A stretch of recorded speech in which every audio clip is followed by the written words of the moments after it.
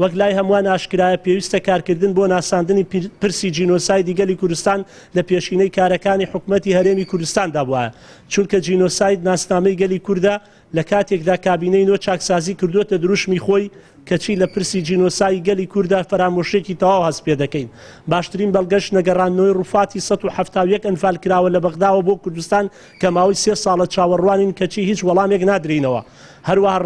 ڕەتکردنەوەی ناساندنی چەمچەماڵ وەک پایتەختی شەیدان و ئەنفال لە کوردستان ئەوەی مای نیگەرانی ئێمەیە ئەم کابینەی دوای تەواوبوونی ماوەی یاسایی خۆی لە ڕۆژی 11 2022 ڕەزامەندی دەربڕیوە لەسەر خەرجکردنی بڕی 378,000 یۆرۆ بۆ دەستگای کەیجیلۆبی سنتەر و دەستگای دانپیانانی کۆمەڵکوژی کورد لە کاتێکدا ئەم دەستگایانە لە بواری کارکردن لە پرسی جینۆسایددا هیچ پێشینەیەکیان نییە، تەنانەت هێندا دەستگایەکی گومناون خاوانی ئەکاونتێکیژنی لە تۆڕی کۆمەڵایەتی فەیسبوک. بۆیە لێرەوە داوا لە بەڕێستان دەکەین بە دوواداچوونی جددی بۆم کەیسە بکەن و ڕێگە لە بەهەدەردانی سامانی وڵات بگرن. ئێمە بێگومانین لەوەی لە ناوخۆی کوردستان و لە ناو ڕەوەندی کوردی ژمارەیەکی زۆر کەسانی دڵسۆز و خەمخۆر و بەپەرۆش بۆ پرسی جینۆسایدن کە تەنها پێویستیان بە دەستگیرۆی و پاڵپشتی حکوومەتی هەرێمەیە ئەگەر هاوکاری